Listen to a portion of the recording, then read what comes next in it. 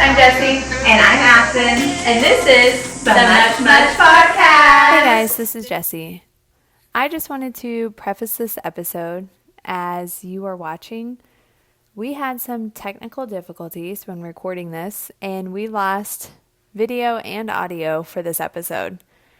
So I had to spend countless hours trying to hodgepodge this episode back together so that we had some content to release for you. And so I really hope that you just give us some grace as we work through some of these issues, because the easiest thing to do would have been to just say, nope, we can't publish that. We're going to have to redo it. But I think that's what the enemy wants. So instead, we're just rolling with it. And we're not going to be silenced because of some technical difficulties. So what you're going to see is about 13 minutes in this episode of no video at all. So I apologize for that. Just enjoy the listen. And you are also going to hear our audio is not super great.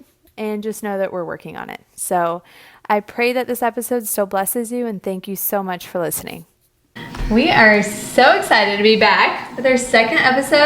Yes, I'm so excited. We are going to do a much moment. A much moment at the beginning of all of our episodes. So what that means is it's just like a win of the week. Yep. And so my win this week is I have consistently been working out for 5 weeks now.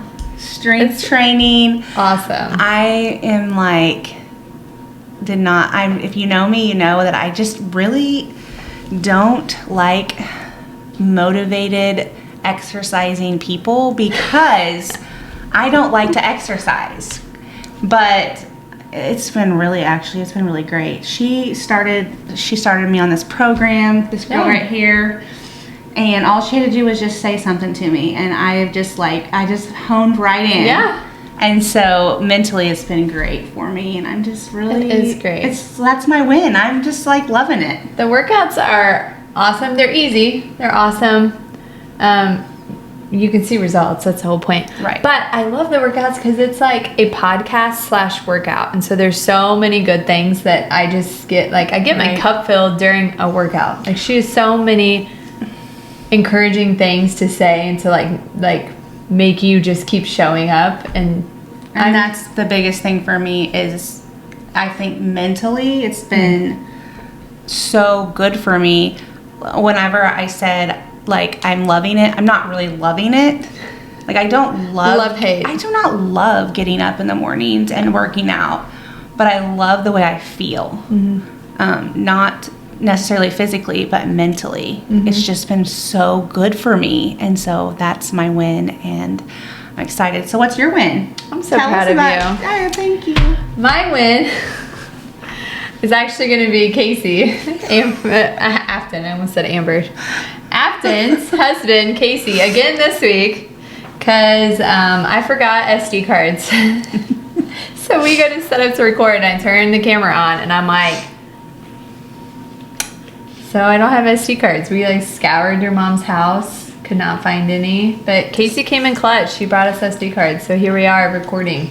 We are just jumping right in. So these conversations, these episodes, this podcast is not made to tiptoe around issues. It's made to be like real, raw, relatable, to convey the word of God, and to be able to apply our own personal experiences and, what we are gaining from what we've been learning the past week. Right. And I love that too. I want to make sure that people know like that me and Jesse don't always agree on everything. And that's what I love about like the Bible. Yes, the Bible is true. Everything in it is inspired by God. And there's a lot of black and white stuff in there, but there's so many things that we get to discuss, and that's where faith comes in. That's where our faith in God comes in, because we're not meant to know it all. And so these discussions, it's just like I just feel like God is in them. And it's awesome to discuss something that maybe you don't see it the same way she does. Maybe she doesn't see it like I do. But at the end of the day, like I still love her, and Yeah. we still have a common ground on what we do, like the black and white areas, right? Yeah. So I did want to say that because you are going to probably hear us sometimes fighting. I'm just kidding.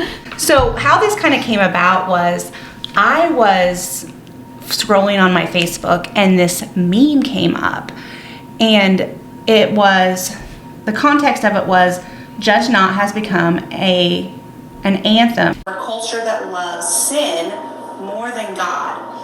And it was just something. And some of these memes, and you've probably seen some of them, they may just be blank on them. Some of them are actually honing in on one sin.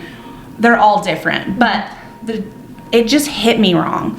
And in a way that I was just like, it made me want to just really dive into Matthew 7:1. And I started doing that personally. I was telling Jesse about it. And then I had 2 other instances that came up that were all correlated to Matthew 7:1 in this week. And I just said, yeah, well, I don't think we really want to go into deep dive into this first episode into this yet. because we may have a lot of people, we may lose a lot of people, and people disco. The light is flickering if you can't see that. If you're on just audio, our light is flickering. We're gonna have to get that fixed. Yeah, we are. Casey. Anyways, so basically, where was I going? I lost my train of thought already. Oh, so I'd seen it and I said, I just don't think we should do that because it's just gonna be too much for our first episode. And she says, I was like, if it's been brought to you that many times, if it stirred something in your spirit and it's been confirmed that many times, like that is the topic. And so that's how Afton and I are approaching this. That's how we're gonna be when it comes to discussions on here, is what has been stirred in our hearts. What do we feel God like pressing or nudging us to talk about? And we can't be afraid to dive into something that might be controversial or something that's misconstrued, because that's not what we're called to do. So Jesse's gonna share a little bit of context because I feel like it's important for you to know the context of what just because you see a verse. I always talk about this with in the past with my kids. I've said, like you need to make sure that you're getting the context of it because so many people take things out of context, or they don't know. You can read a verse and not know the verse before or the verse after it. So I want you to kind of tell our viewers what's going on here. What's going on with this Sermon on the Mount? Come on, tell us what to do with it. What's Jesus doing here? I do love how you pointed this out because it is very important to get to grasp the concept, and that's a lot of times that is not focused on. What's the context of Matthew chapter 7? Like, Google that stuff. Like, get your like feet under you before you start reading, because it alleviates getting stuff misconstrued when you understand what's going on in that time. So in Matthew 7 and some before that is the Sermon on the Mount. So it's one of Jesus's most famous sermons.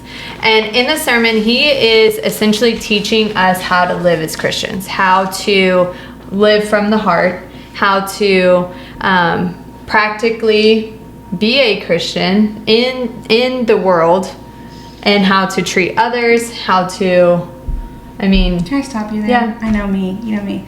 So when you say Christian, what do you mean by that?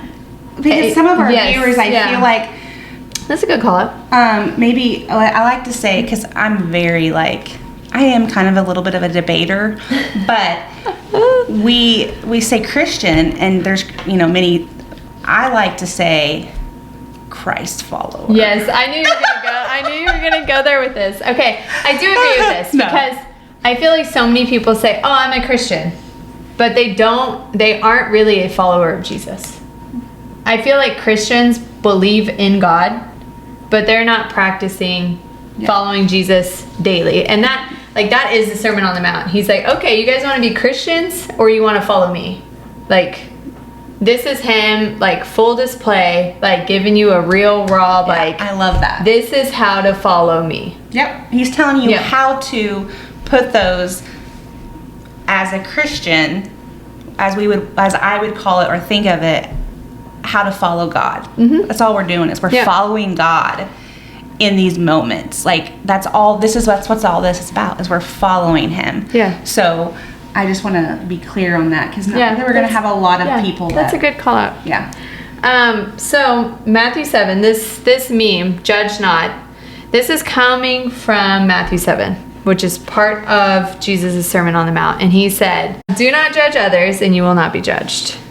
And we hear this verse quoted constantly. I mean, it's a very, very popular quoted verse. And not always in the best context. A lot of times it is throwing it in the face of a Jesus follower. Don't judge me. And the verse in the middle of this Sermon on the Mount is, do not judge others and you will not be judged. Let's just be honest. It's your favorite verse when they don't want to be called out. Yeah, absolutely. It's everybody's favorite verse when they don't want to be called out. Yeah, you're not supposed to judge me. Like suddenly people who don't know any other scripture, like, judge not. Yeah, I know that one. Judge not. That one. Which, to a Christian, I mean, to a Christ follower, Yeah. it's something that And is like, it always just, it's like just, icky. yeah, Like, it is. I actually, that's why I don't like it. I don't like this. I mean, Jesus said this. I guess I like the verse, but I don't like how it's misconstrued. Mm-hmm. So that's why I'm excited about this. And it, like you said, it's normally an excuse to behavior. It is having a universal acceptance. You're not supposed to judge me, so what I'm doing is therefore okay. Right. And I feel like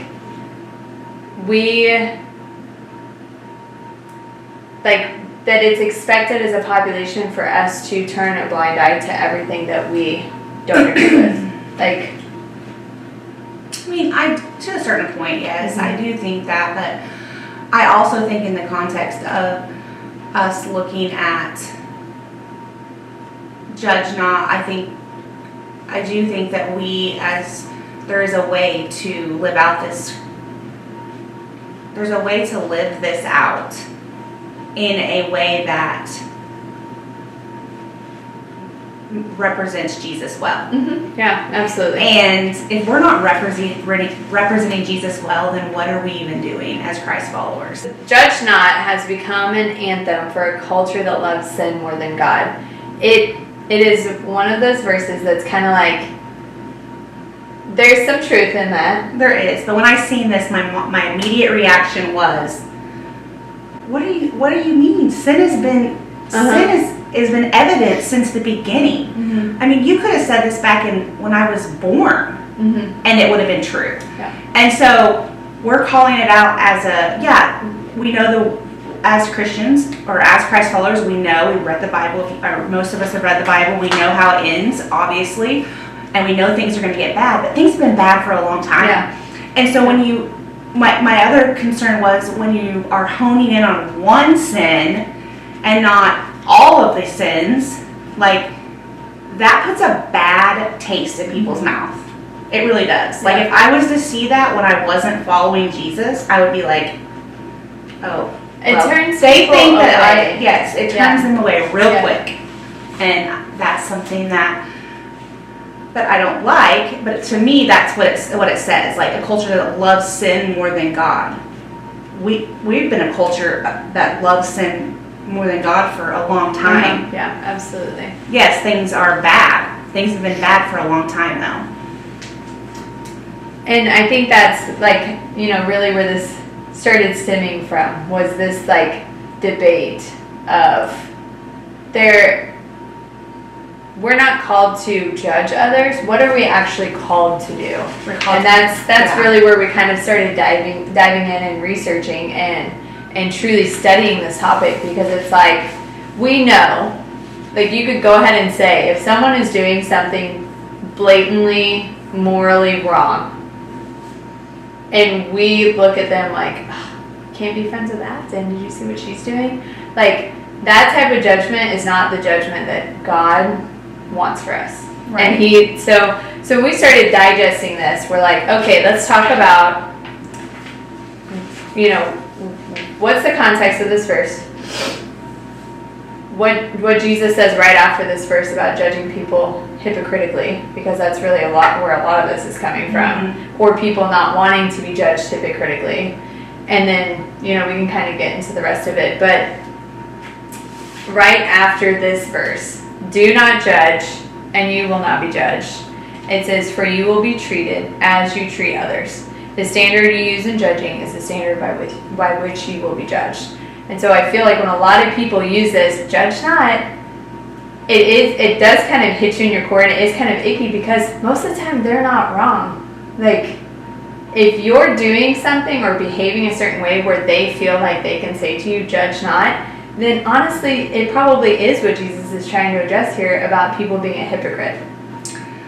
Yes, I do feel though that, and we were talking about this. I said, most people that you're going to call out are going to be people that you already know, that you're already close to. They're going to be like family. And not even some of your friends who wouldn't do this, honestly. Yeah. Like, if you're being honest with yourself, like, I would not call out some of them. Well, I probably would. But a lot of them, like, people, like, if I didn't know you very well, I wouldn't come up and say, oh, I can't believe you're doing that. Or you're doing this and I don't. It stems from a place of, I'm better than you, for me. Yeah.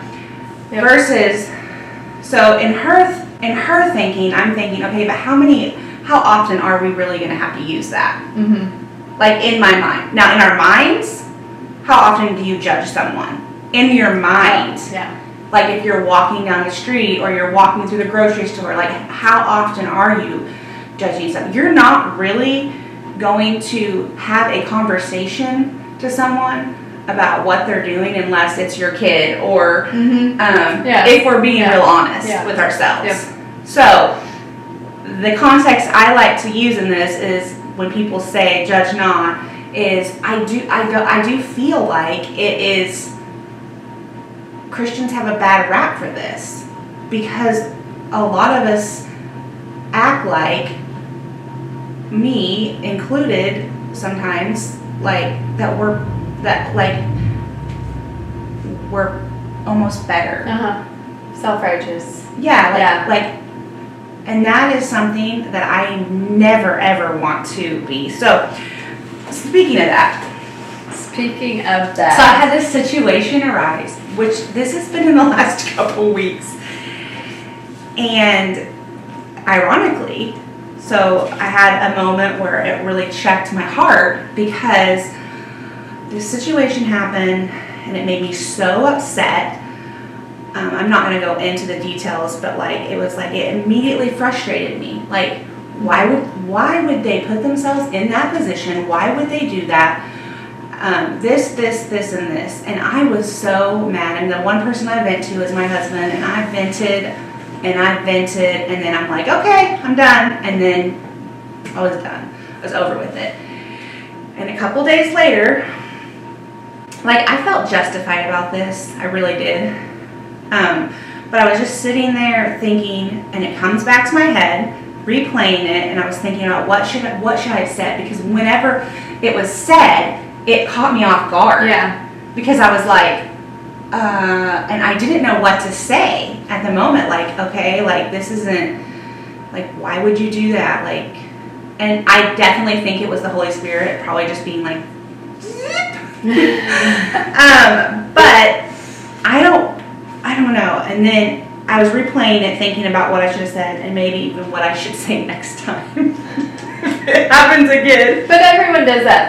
The cycle of, like, the conversation that could have happened or should have happened, or looking back, I wish I would have. Like, yeah. But I love this because the Holy Spirit just stepped in. This was a couple days later. He wasn't harsh. It wasn't condemning. It just felt like a question. He checked my heart and he said, have you ever been like this? Have you ever been like this, Afton? That's good. And I sat there and I'm like, okay, I'm done. No, but like it checked myself. Yeah. And I wanted to say no, no, and like justify it. And maybe that's something, maybe you haven't done that. Maybe you haven't, it's a situation, it could have been the complete opposite and I hadn't done it. I still think that I would have, it would have, I still need to check my heart. Yeah. And I was like, yeah, I have. Now, am I in the same season as these people? Am I in the same situation? Absolutely not. But besides the point, he checked me. And it all just correlated back to this. Yeah, just more confirmation that this is like something that's real, that's going on in your life right now. And these things keep popping up and it's like a stirring, like. Yeah, and it's really easy to judge people and forget where God's brought you from. Oh, absolutely. Yeah. Because God has brought me from so much. And I'm sure a lot of you that are watching, and I'm sure you, like He's brought you from the depths of a lot of things. And somehow we can just forget that in a moment. Yeah, absolutely. A moment that isn't even about us. That's what's really, so that's kind of what I like, that part of it. But He's patient, He's kind, He's gracious with And it's just like a loving like nudge. Like a parent, like helping their child, teaching their child, like just stirring those questions within you. No, it's true. Yeah. And I love that. I love that about how He does that. And that's how I want to be with people as well. So I think the first thing about judging is the hypocrisy. So as Christ followers, that's one of the first things that gets thrown in your face, typically, is being a hypocrite. One, because you yourself and those very close to you see a transformation, but sometimes people from the outside don't truly know your heart being transformed. And so when you go from, like Afton was saying, a situation that she was judging, and then God checked your heart and said, like, hey, has this been you? And you actually think about it, you're like, you're right, that is me. And so, so this next part of chapter 7, Jesus says, and why worry about a speck in your friend's eye when you have a log in your own? Oh, so good. And that's exactly how He checked your heart. Like, has this ever been you? Yeah. And maybe, like you said, it's not the same exact situation. It's not the same season of life. Right. It's not the same anything. But it could still be that posture of, have you ever been struggling and just wishing someone would give you grace instead of judging you know? Exactly. And I think many people, that is how Christ followers should look. Mm-hmm. We should be extending grace to others.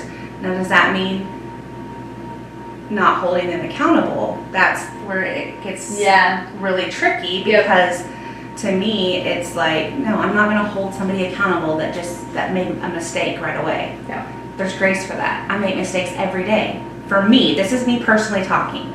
I'm not going to watch Cindy Lou do such and such on Monday and call her out on Tuesday. No, I'm going to see if that's actually a pattern before I even try to step in. iPhone storage is full. Yeah, I was ignoring that. Oh, okay. Just kidding. We don't need that. We don't need that angle. Although that was the good angle. Just kidding. But what I'm saying is, like, I'm not going to just watch, but I'm going to see, okay, this is just a mistake, or this is just something this is something we could clearly overlook. We should overlook a lot of things. Yeah, I feel like. Yes. We should, especially if it's not a continued pattern. Mm-hmm. Like, there's a difference between, I feel like, living in sin, living a sinful life, and just sinning. Does that make sense? Yes, having a mistake. Yeah, like making mistakes, having a moment of frustration, having a moment of, anger or whatever that might be. versus living in that. Yeah. And carrying that on. Yeah. Where it's like every day is a repeated pattern of struggling with that. And you know your people. Yeah. You're going to know. But for someone that you don't know, which is what a lot of people do, if you're posting something normally on Facebook, how many people are you actually looking, like as me? Like if I'm posting that on Facebook as a meme, if I really think about it, who do I want to gather the attention of? Yeah. Do you ever think about that? I don't know, that just came into my head. Like who do I want to, is it for the people that you really love and the people that are, or is it for someone, I don't know, that's a good question though. You can pop that in the thread if you want. Like if you are sharing memes, if you do share things like that, like who are you looking for? Who's your audience here? I mean, my audience is clearly, like, if I was going to be putting something this is the thing, I would have put this on my Facebook probably 10 years ago. Yeah.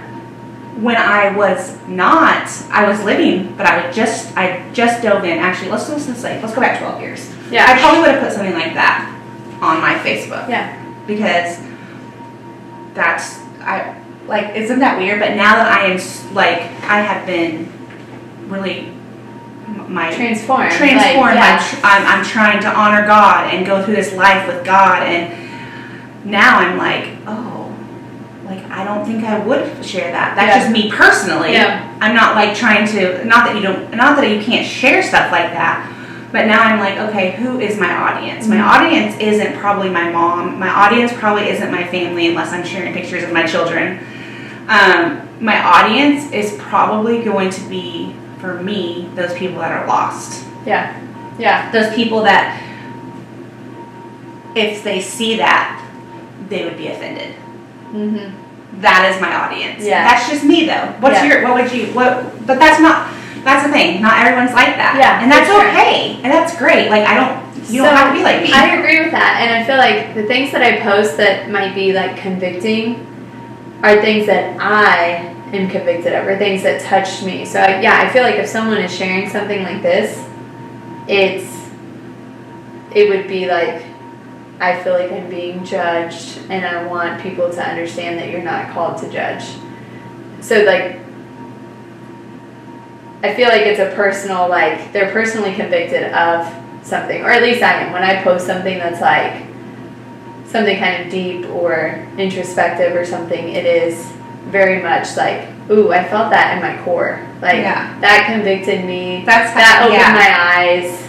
Maybe someone else in a similar season as me would read that and be like, ooh, that was really good. Like, I get where you're coming from. Versus like if I'm struggling with something, depression, anxiety, fear, or going through something in my life, and I share an uplifting verse. Yeah, for sure. Like, oh, that really, but for me, that's how I, which is so funny. That's just, anyways.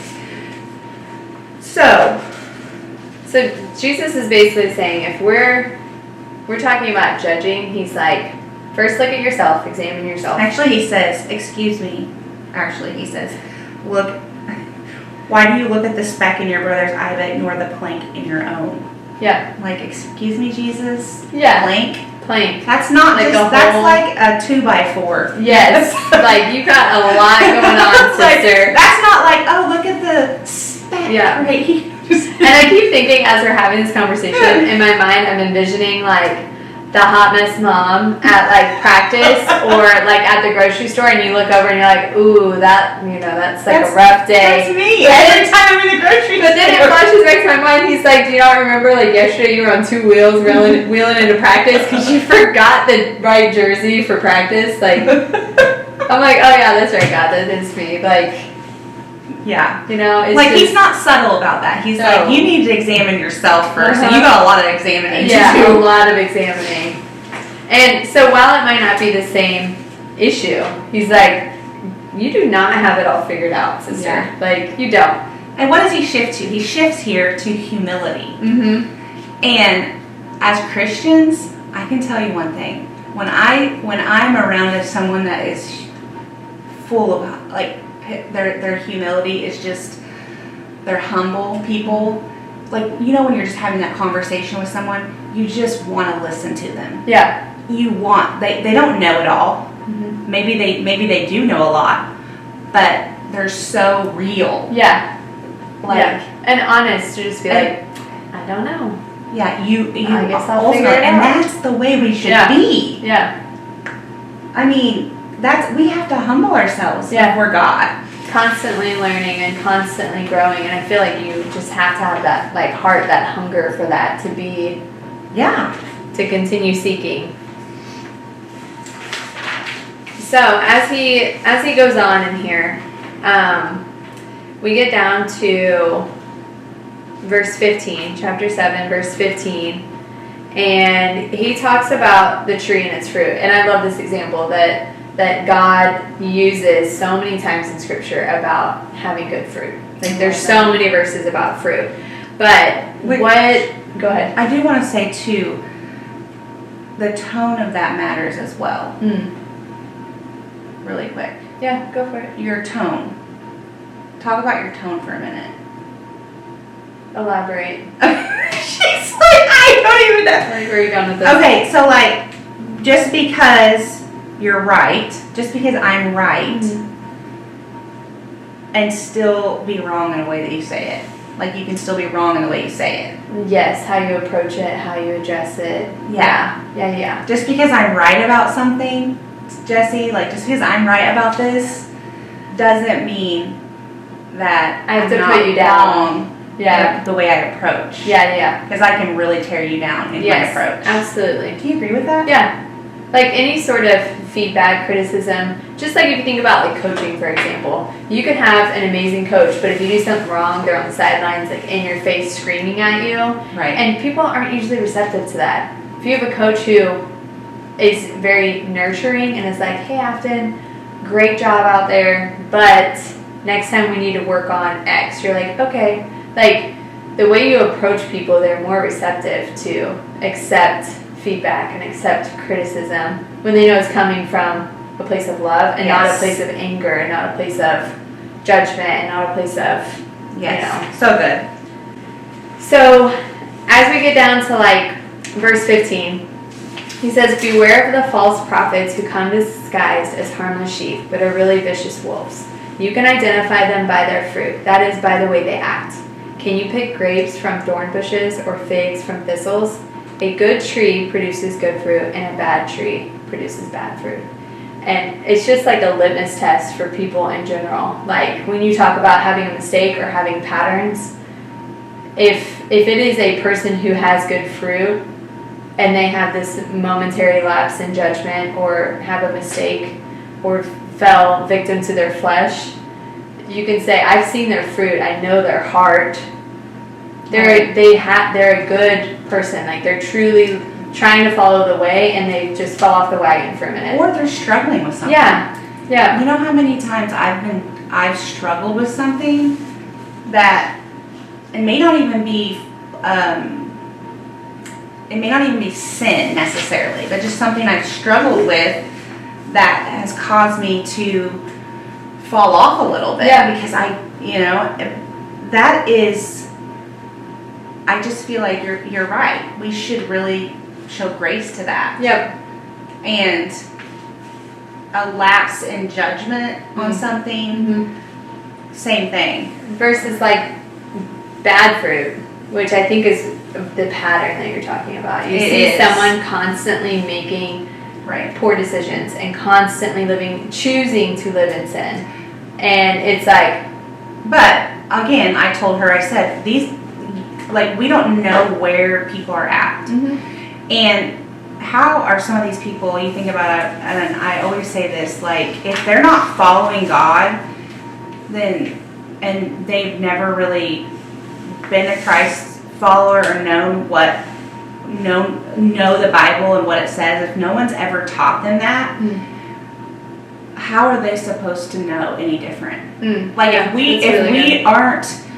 we aren't loving them and if we aren't showing them, like, shame on us. Yeah. Shame on us as shame on me if I'm not showing them that. And if that's the first thing they think when they think of a Christ follower is they're going to judge me versus they are the best people to be around because you know what? They're going to forgive me no matter what. I could do the worst thing ever yesterday, and today they're going to love me and show me mercy and like just be such a light. Right. They're never going to treat me any differently. Like that should be like the Christ followers anthem is not, oh, they're hypocrites and they're going to judge me. It's like, no, they will love you more than anybody else. Like they will love you better. They will. Because they are showing you an example of God's love. Like, reminds me. Someone said, Lord, they will love the hell out of you. Yes, literally, that's funny. But as Christ followers, that's our heart. That's what we should be doing. That's our true heart. Guys, we are going to take a break in the middle of this episode, and we are going to actually split it into 2 parts. So come back for part 2.